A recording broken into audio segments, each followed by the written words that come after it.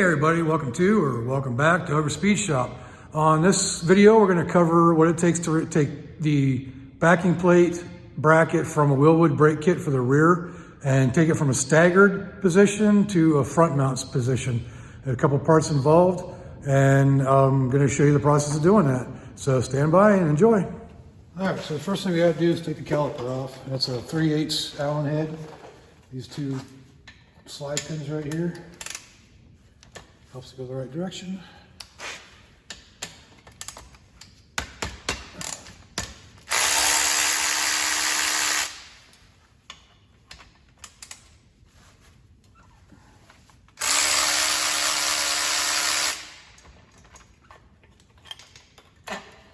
Take those off, these are slide pins.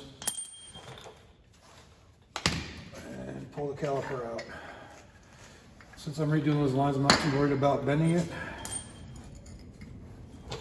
So now I can remove the rotor. And this axle has a hole in it. It allows me to get through there with the impact, so I can pull those bolts off and pull that whole axle out. I'm gonna go ahead and tip this up a little bit further. That way it'll drain that way if there is any fluid. Because I am going to drill another hole somewhere in this area. Hopefully you can see that. I have to drill a hole somewhere in this area to put a new vent in there because the brackets for the Ridetech covered up the actual original one. So let me go ahead and get a 9/16, I believe, and I'll be right back. All right, so these are actual T-bolts in here, so they won't spin, so you can put a gun on it and do what you need to do to make it get off of there. Now, an eccentric ring.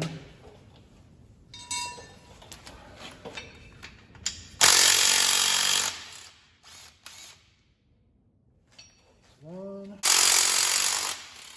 2, 3, and 4.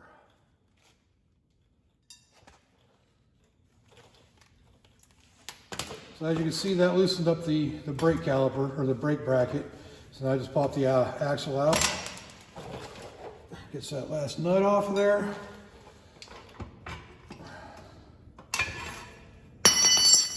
That's the retaining bracket that holds everything in there, holds the axle in. Go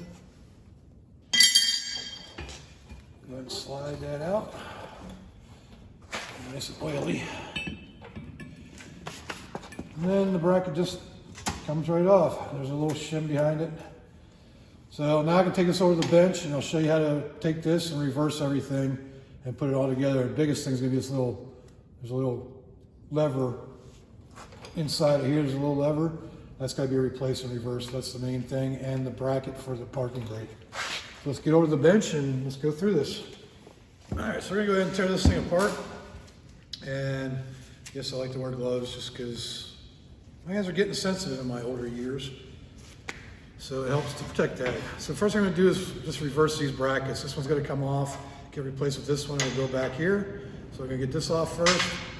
And that is a 3/16 Allen head.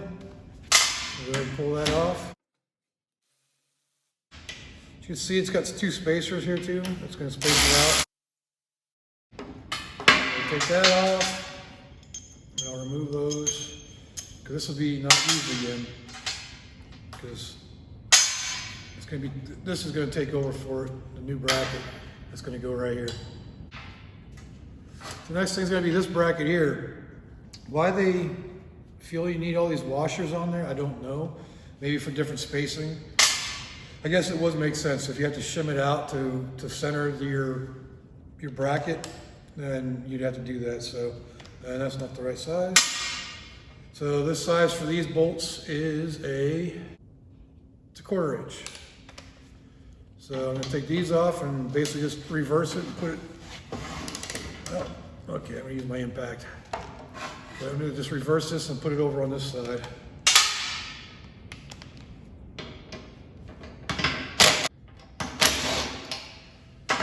You gotta be careful here because as you see, there's another spacer right there that comes off. So now you have to take this and pull that spacer off and reverse it, flip it over, and move this middle bolt to the other hole.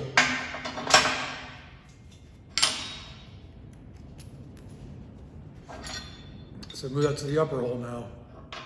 So it'll all go back together.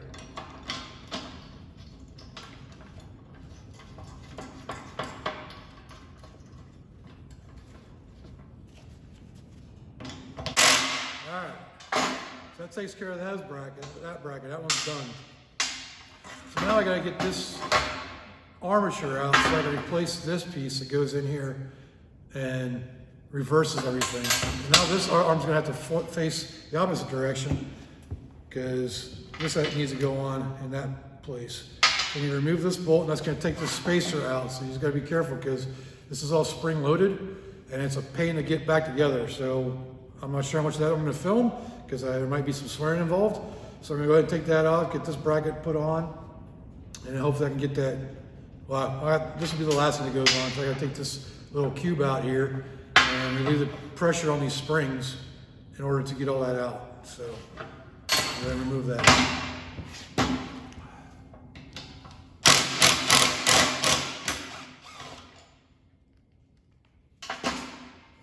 There's a washer that goes on there as well. Okay, so now this little cube right here is loose, which means these springs can fly off on you if that cube comes out of there. So you gotta get this lever out. In order to get the lever out, you have to pull everything else apart, and it's just gonna be easier to do it that way. So I'm gonna remove these little pins as well and just remove that whole assembly.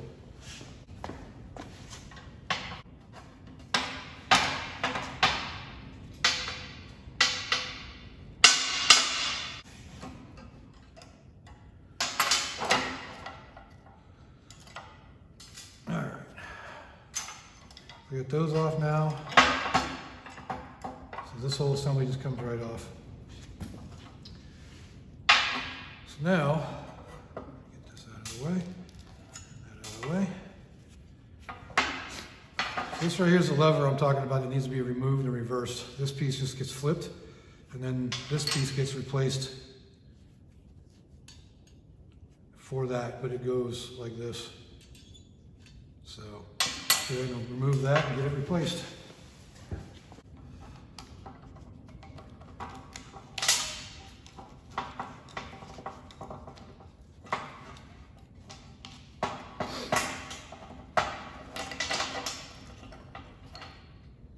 Okay, so as you can see, it popped out. So that's the way it was in there. Now we're going to take the reverse one, reverse that, stick that on there like that. It's going to go the opposite direction. Here comes the fun part of actually getting this thing back together.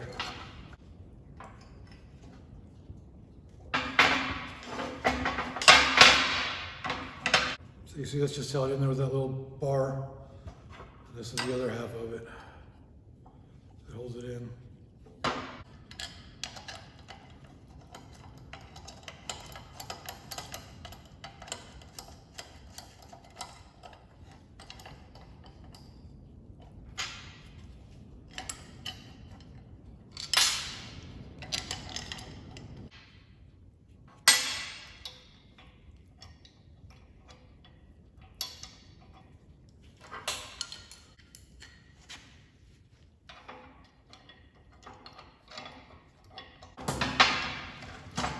Like I said, some of this will definitely be edited out because I'm going to be swearing a few times during this whole process.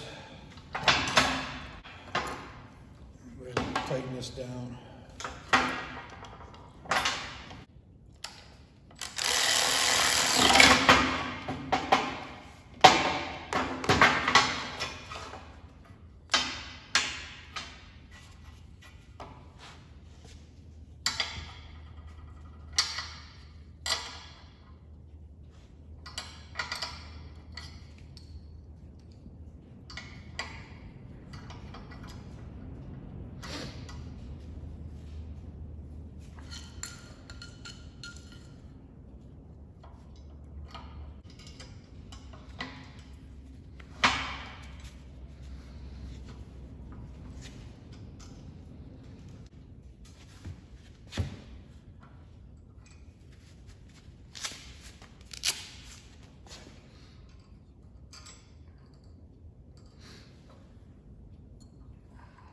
Okay, so once we get this lined up in here, which is a pain, like I said, I'm gonna go ahead and put these springs back on. With a little help from a screwdriver. That one's actually behind the bracket. This one put it in there. Just find the hole. There.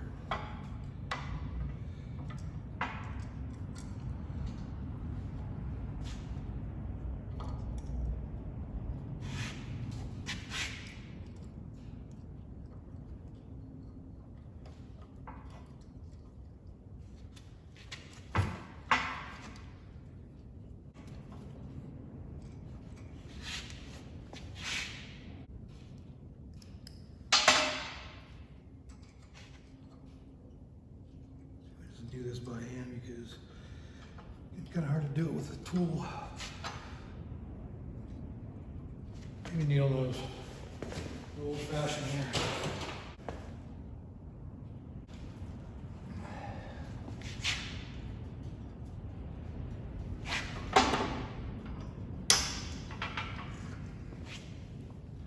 There we go.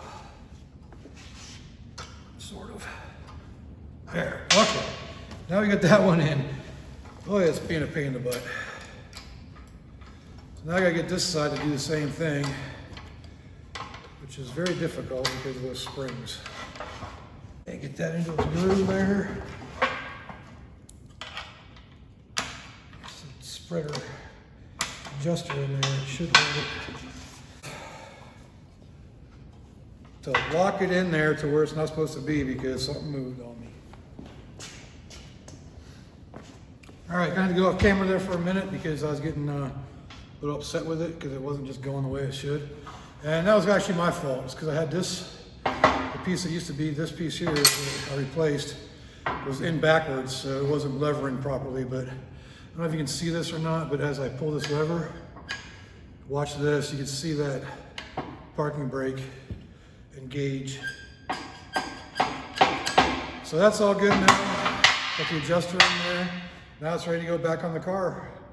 And now we'll have both front facing brakes on the rear now and do away with the staggered style just by replacing this and reversing these brackets here, putting the parking brake cable bracket on the opposite side, moving the caliper bracket to the front. That's pretty much it. So go ahead and install it back on the car. Okay, so the end result of flipping those brackets is you have front facing brakes calipers now on both sides. So instead of having one on the back, one on the front, the stagger style, they're both in the front now.